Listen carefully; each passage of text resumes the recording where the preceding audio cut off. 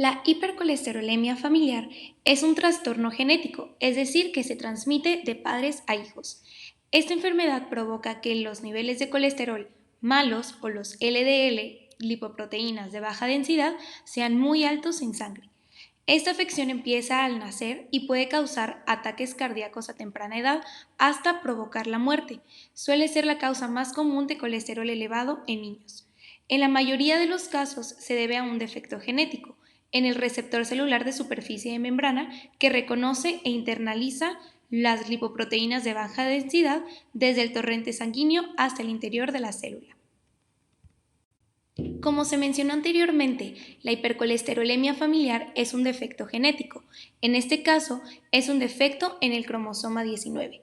Esto hace que el cuerpo sea incapaz de eliminar de la sangre a la lipoproteína de baja densidad, el colesterol malo o el colesterol LDL. Esto provoca su acumulación en la sangre, por lo cual el paciente se hace más propenso a presentar un estrechamiento de las arterias a raíz de aterosclerosis a temprana edad, recordando que la aterosclerosis es esta acumulación del colesterol en las arterias. Esta afección se hereda típicamente de forma autosómica dominante, lo que significa que solamente se necesita recibir un gen anormal de uno de los padres para poder heredar esta enfermedad. En algunos casos muy raros, puede que el niño herede el gen de ambos padres.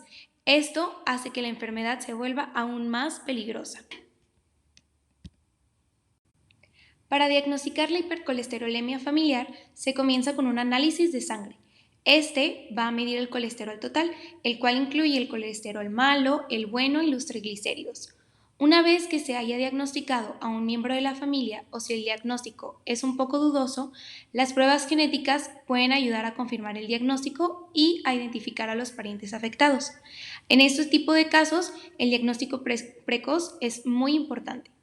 Además, se debe de sospechar de la hipercolesterolemia familiar en cualquier persona que tenga concentraciones plasmáticas muy elevadas de colesterol total, mayor a 300 miligramos. Además, son importantes los antecedentes de hipercolesterolemia en familiares de primer grado, especialmente en los niños, así como la presencia de infarto de miocardio u otra enfermedad vascular aterosclerótica en edades tempranas. Así también, como se ve en la imagen, algunos pacientes con hipercolesterolemia familiar presentan arco corneal o jantomas tendinosos, que son esos depósitos de colesterol en tejidos extrahepáticos. Estos jantomas se pueden presentar en distintas partes del cuerpo. El tratamiento para la hipercolesterolemia familiar se centra en reducir los niveles de colesterol de lipoproteína de baja densidad, es decir, el colesterol malo como lo conocemos nosotros. Esto nos va a ayudar a reducir el riesgo de ataques cardíacos y de muerte. Algunos de los autocuidados que podemos realizar es reducir el exceso de peso, además de seguir una dieta saludable para el corazón, con alimentos de origen vegetal como las frutas, verduras y los granos integrales, además de limitar el consumo de grasas saturadas y grasas trans, hacer ejercicio con regularidad y no fumar. Hay algunos otros medicamentos que nos ayudan a controlar este colesterol en sangre, tales como las estatinas. Esos medicamentos bloquean a la 3-hidroxi-3-metilglutaril coenzima A, una sustancia que el hígado necesita para producir el colesterol. Así como la ezetimiba, la zetia, este medicamento limita la absorción del colesterol contenido en los alimentos que comemos. Si las estatinas no reducen este colesterol lo suficientemente, los medicamentos como este tipo se suelen recomendar para poder reducir sus niveles, así como los inhibidores de la PCSK9. Estos nuevos medicamentos ayudan al hígado a absorber más colesterol de lipoproteínas de baja densidad, lo que reduce la cantidad de colesterol que circula en la sangre. Estos se inyectan bajo la piel cada pocas semanas y son muy caros. Hola, yo soy Valeria y yo te voy a hablar sobre la fisiopatología sobre una hipercolesterolemia familiar. En este caso, al no tener una hipercolesterolemia familiar, los receptores de LDL normalmente del hígado se capturan los LL circulantes en sangre y se eliminan a través de ella. Bueno, se eliminan más bien las LDL de la sangre.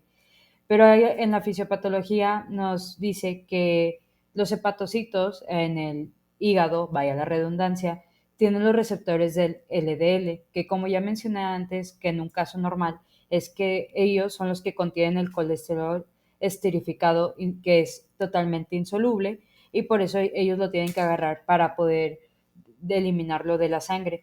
Entonces, en la sangre hay una proteína que es la LDL, que contiene una apolipoproteína que es la ApoB100, que la interacción de esta más el receptor de LDL en los hepatocitos es lo que da el paso de la LDL a entrar a la célula.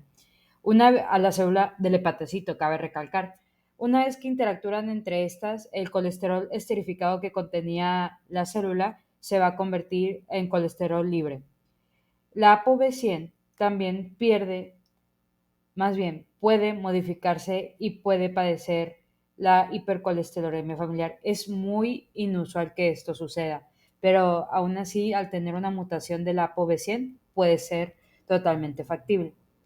Hay que entender que para que no haya una reproducción de la LDL y suceda este caso de la hipercolesterolemia familiar, tiene que haber sí o sí una mutación. Al ver una mutación, no hay reproducción de las LDL y no ingresa esta a la célula. Si no entra la LDL en la sangre, más bien al hepatocito, esta va a aumentar en sangre y conlleva a una aterosclerosis. La arteria que más afecta en estos casos, muchos pensarán que son las coronarias, pero no es así. Es la aorta abdominal y ya en segundo caso las arterias coronarias. Y luego empezamos con el mecanismos metabólicos o vías bioquímicas, que para empezar hay que hablar de las lipoproteínas de baja densidad, que son las LDL. Debido a que los lípidos son hidrófilos, o sea que no se llevan de la mano con el agua, no pueden circular libremente en el plasma, así que se unen a proteínas formando una lipoproteína. En la hipercolesterolemia, la producción y circulación de lipoproteínas con altos niveles de colesterol pueden estar aumentadas. Primero que nada hay que recordar las funciones de las LDL, que son distribuyen el colesterol a los tejidos, conducen parte del exceso de colesterol al hígado y participan en la regulación de la biosíntesis de colesterol. Tenemos que en el receptor de lipoproteínas de baja densidad o LDL, la hipercolesterolemia familiar a menudo está asociada con mutaciones en el gen del receptor de LDL o en el gen de la apolipoproteína B, que afectan la capacidad de las células para eliminar eficientemente las LDL de la circulación. También hablando a nivel de transporte de las lipoproteínas, podemos ver que en las vías de estas de transporte, especialmente las lipoproteínas de baja densidad o las LDL que hemos estado mencionando, transportan el colesterol en el torrente sanguíneo. Eso es lo normal. Pero en la hipercolesterolemia, la producción y circulación de las lipoproteínas con altos niveles de colesterol, estas van a aumentar. O sea, si de por sí hay mucho colesterol suelto, esta vía tiene que estar todavía más activa para que el cuerpo llegue a lograr una homeostasis. Una vía bioquímica que también puede estar afectada totalmente es la proteína PCSK9, que es otra variante genética que puede causar que la hipercolesterolemia familiar afecte a la proteína esta mencionada, que normalmente regula la cantidad de receptores de las LDL en la superficie celular. Las mutaciones en este gen pueden llevar a una mayor degradación de los receptores de LDL, reduciendo la eliminación de LDL de la sangre. También cabe recalcar que en la LDL a nivel celular, que sucede las mutaciones en otros genes relacionados con el procesamiento y la eliminación de las partículas de LDL, también pueden contribuir a la hipercolesterolemia familiar. Son como mutaciones en el gen de la apolipoproteína E o ApoE u otros genes. Es importante destacar que las personas con hipercolesterolemia familiar presentan un riesgo significativamente elevado con enfermedad cardiovascular prematura, debido a los altos niveles de colesterol en sangre. El tratamiento más adelante se los comentarán. Entonces, también cabe recalcar que las vías de transporte, no, más bien, la síntesis de triglicéridos y lipoproteínas de muy baja densidad, las VLDL, la producción excesiva de estas que contiene triglicéridos y colesterol pueden ser aumentadas con la hipercolesterolemia, contribuyendo a la elevación de niveles de colesterol.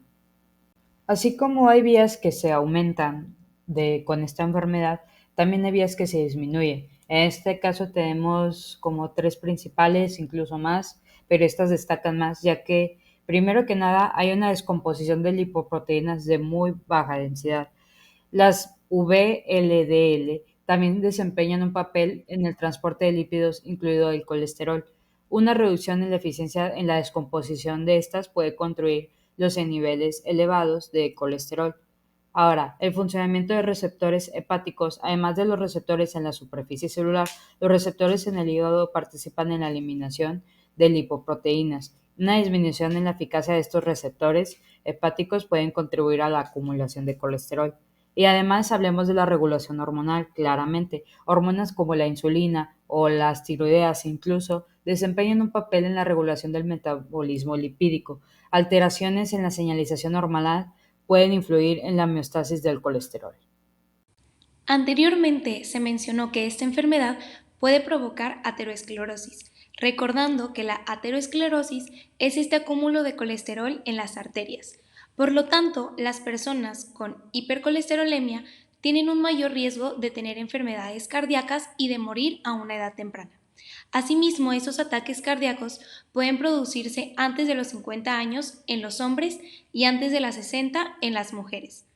La variedad más rara y grave de esta afección, si no se diagnostica o se trata, puede causar la muerte antes de los 20 años, como lo recordamos como es genético, si el gen viene de ambos padres, que sea en niños puede ser aún más grave.